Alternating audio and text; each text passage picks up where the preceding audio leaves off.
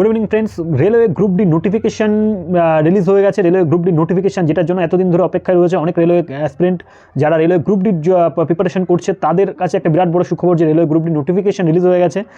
আমরা এই ভিডিওতে দেখে নেবো যে রেলওয়ে গ্রুপ ডি কত তারিখ থেকে ফর্ম ফিল আপ শুরু হচ্ছে, কবে থেকে এটার অ্যাকচুয়াল ফর্ম ফিল আপ শুরু হবে এবং আইটিআই বাধ্যতামূলক করে দিয়েছে কি না, ঠিক আছে। এবং ভ্যাকান্সি সত্যি কি এবার অনেক কম আসছে, যেটা আগেও শোনা গেছে, তো ভ্যাকান্সি সত্যি কি কম আসতে চলেছে। চলো পুরোটা এই ভিডিওতে দেখে নেওয়া যাক।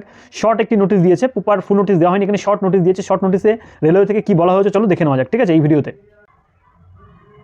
তো ফ্রেন্ডস, তোমরা দেখতে পাচ্ছ government of India, ministry of railway, RRB, railway recruitment board থেকে এই শর্ট নোটিশটা জারি।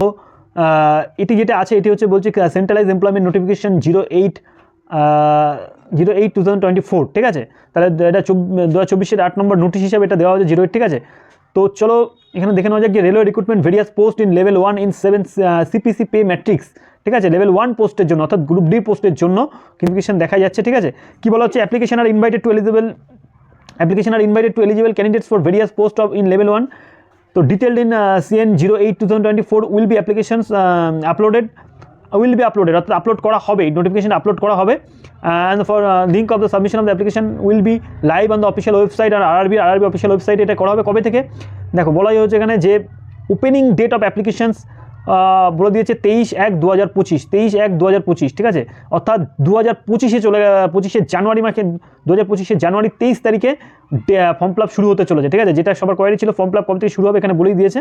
নোটিফিকেশন রিলিজ হবে অর্থাৎ ওপেনিং ডেট অ্যাপ্লিকেশনের 23/1/2025, ঠিক আছে। এবং the closing date of the submission বলে দেওয়া হয়েছে, closing date of the submission 22/2/2025, অর্থাৎ 2025 ফেব্রুয়ারি মাসে এটি মানে ক্লোজ হবে, ঠিক আছে। টানা এক মাসের বেশি সময়, 1 মাস সময় দেওয়া হচ্ছে, ঠিক আছে। তো এখান থেকে বোঝা যাচ্ছে যে এটি জানুয়ারি মাসে 2025 জানুয়ারিতে রিলিজ হতে চলেছে, ঠিক আছে। 23-24 তারিখ থেকে এদের ফর্ম ফিল আপ শুরু হয়ে যাবে রেলওয়ে গ্রুপ ডির, ঠিক আছে। এবং বলছে ভেরিফিকেশন ইনিশিয়াল গ্রেড পে 18,000, ঠিক আছে। আচ্ছা, তারপর কি বলছে, post wise education qualification and medical standard. তাহলে আইটিআই লাগবে কিনা এখান থেকে আমরা একটা অনুমান করা যাচ্ছে, এখানে ডিটেলসে বলেনি কিন্তু এখানে বলে দিয়েছে কি যে post wise education qualification and medical standard, অর্থাৎ আলাদা রেলওয়ে গ্রুপ ডির যে আলাদা পোস্টগুলো আছে সেগুলোর জন্য কিন্তু এবারে আলাদা কোয়ালিফিকেশন চাইবে, ঠিক আছে। সম্ভবত অনেক আইটিআই বেশিরভাগ পোস্টের জন্য আইটিআই করে দেওয়া হবে, কারণ এখান থেকেই বোঝা যাচ্ছে পোস্ট ওয়াইজ মানে বিশেষ কিছু পোস্ট আছে যেগুলোর জন্য আইটিআই করা হবে এবং হয়তো একটা দুটো পোস্ট এমন থাকবে যেগুলো নন আইটিআইদের জন্য থাকবে, ঠিক আছে। তো এখান থেকে বোঝা যাচ্ছে আইটিআইদের জন্য কিন্তু আলাদা পোস্ট থাকবেই, আইটিআইদের জন্য আলাদা পোস্ট থাকতে চলেছে, ঠিক আছে। কারণ এই পোস্ট ওয়াইজ এটা দিয়ে আমরা জানলাম, আর এর আগেও আমরা একটা নোটিফিকেশন এটাতে ডিসকাস মানে ওয়েস্টার্ন রেলওয়ে থেকে একটা নোটিফিকেশন লিক হয়েছে, যেটা থেকে অনেক দেখা যাচ্ছে যে পোস্ট ওয়াইজ কিন্তু এডুকেশন কোয়ালিফিকেশন চেয়েছে, সেখানে আইটিআইদের জন্য ইঞ্জিনিয়ারিং ডিপার্টমেন্টের জন্য আলাদা, ঠিক আছে, এসএনটিদের জন্য আলাদা। তো সুতরাং সেক্ষেত্রে আইটিআইদের জন্য একটা আলাদা প্রায়োরিটি থাকবে, এটা বোঝা যাচ্ছে, ঠিক আছে। তো এটা থেকে আমরা কনক্লুশন পেতে পারি, তবে এখনও ফাইনাল নোটিফিকেশন যতক্ষণ না আসবে আমরা কোনো জিনিসই কনফার্ম হতে পারবো না, ঠিক আছে।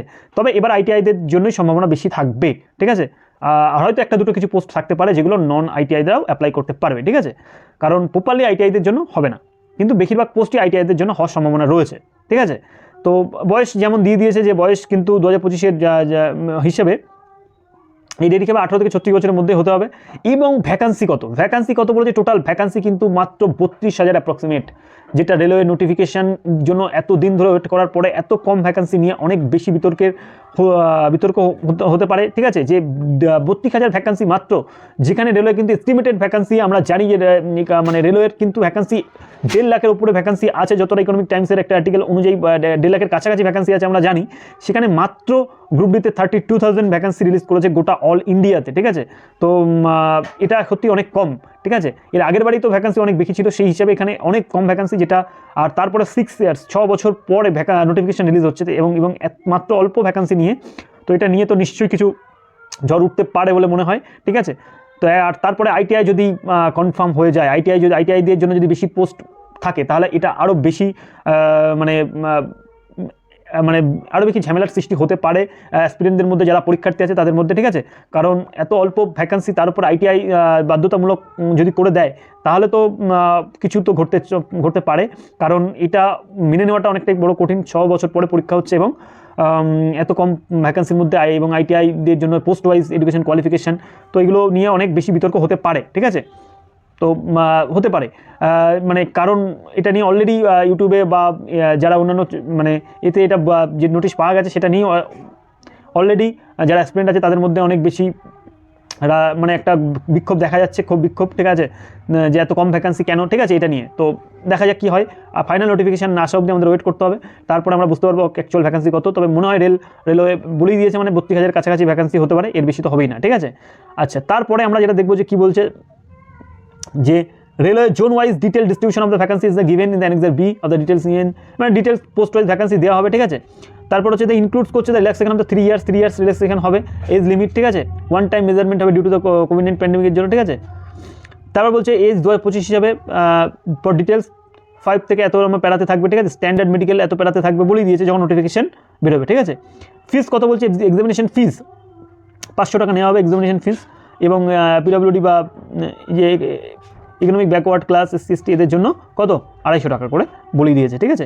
রিক্রুটমেন্ট প্রসেস এখানে ডিটেলসে দেওয়া হবে, মানে নোটিফিকেশনে, ঠিক আছে, সেটাই বলা হয়েছে ডিটেলসে দেওয়া হবে, ঠিক আছে। এখানে কীভাবে অ্যাপ্লাই করতে হবে নোটিফিকেশন থেকে আমরা জানতে পারবো।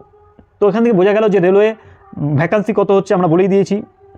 পোস্ট ওয়াইজ আসবে, ITI বাধ্যতামূলক না হলেও ITIয়ের জন্য আলাদা পোস্ট তো কিছু থাকবেই, যেগুলো তো জেনারেল ক্যান্ডিডেটরা অ্যাপ্লাই করতে পারবে না, এটা অনুমান করা যাচ্ছে। এবং কত তারিখ থেকে শুরু হবে তোমরা সবাই সব কিছু জেনে গেলে, ঠিক আছে। তো দেখা যাক 23 তারিখের আগে নোটিফিকেশন কবে রিলিজ হয়, বা 23 তারিখ থেকে নোটিফিকেশন রিলিজ হয় কিনা, এবং কত ভ্যাকান্সি থাকে, ঠিক আছে, সেই সময় পরিষ্কার আরও বেশি জানা যাবে নোটিফিকেশন আসলে। তো চলো এই ভিডিওতে এই অবধি, নেক্সট ভিডিওতে আবার দেখা হচ্ছে নতুন কোনো আপডেট নিয়ে।